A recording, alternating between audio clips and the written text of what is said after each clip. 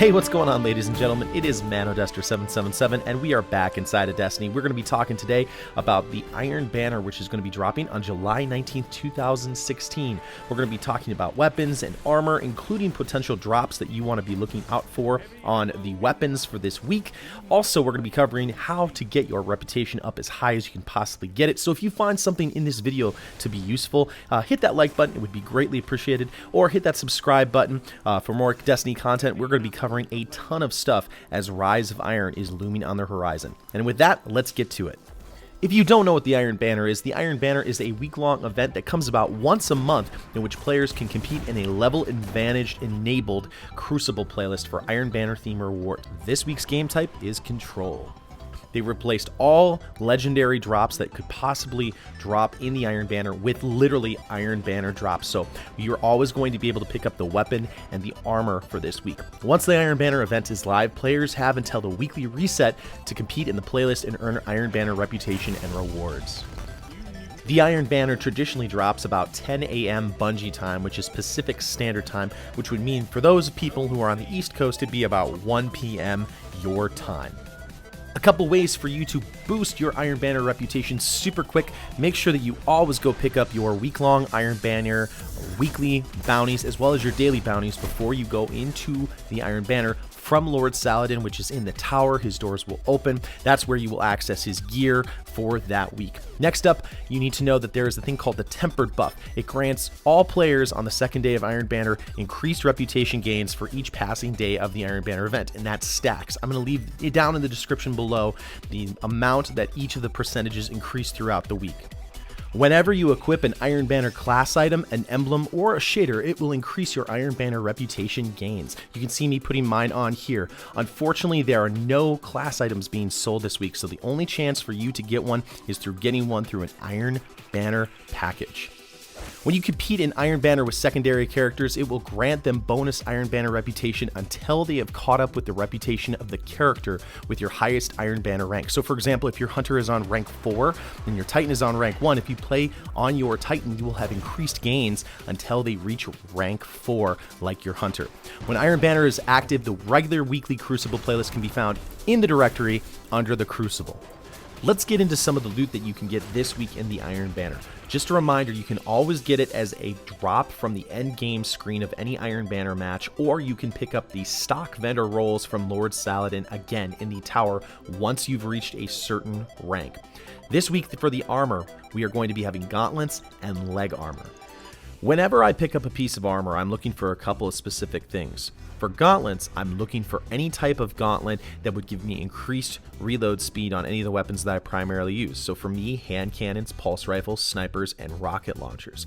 In addition, I also find that increased melee attack speed is really advantageous. There are some things that will give you increased grenade throw distance. I don't find those to be as useful as increased melee attack speed because of the number of times I get into melee fights when you are going up against different guardians in close quarters combat. With boots, I'm always looking to see if it has increased ammunition types for the weapons that I like to use. So for example, sniper rifles and rock. Finally, with every armor piece, you want to look and see if it allows you to have a tier 12 build, which will enhance your ability for intellect, strength, and discipline. Again, PlayStation players, you are going to have some specialized armor that you can pick up, but again, it is only gauntlets and boots. Let's get into the weapons this week. One of the weapons you're going to be able to get this week is the Weyloran's March Sniper Rifle. It's available at rank 4 Iron Banner reputation, or you can receive it as an in-game drop after an Iron Banner game. This sniper is a high aim assist, low stability, low impact sniper rifle. Because of this, you are not going to be able to take out any super with a single headshot. Unfortunately, you cannot kill anyone who is in their super who has an overshield of any kind. The one exception is that now all snipers in Destiny can now res snipe people in Trials of Osiris. Even so, using something like Weyloran's March in Trials is kind of a handicap.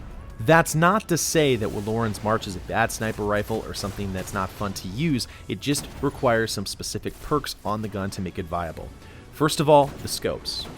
you're going to be looking for SLR-10 or the short gaze scope. Even though they nerfed the short gaze zoom in time in the April update, it's still a very, very worthwhile scope to get.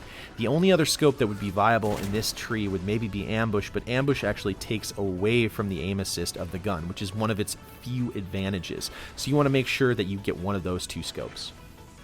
In the next tier of perks, you're going to want to pick up something that's either going to boost its stability or its equip speed or its handling.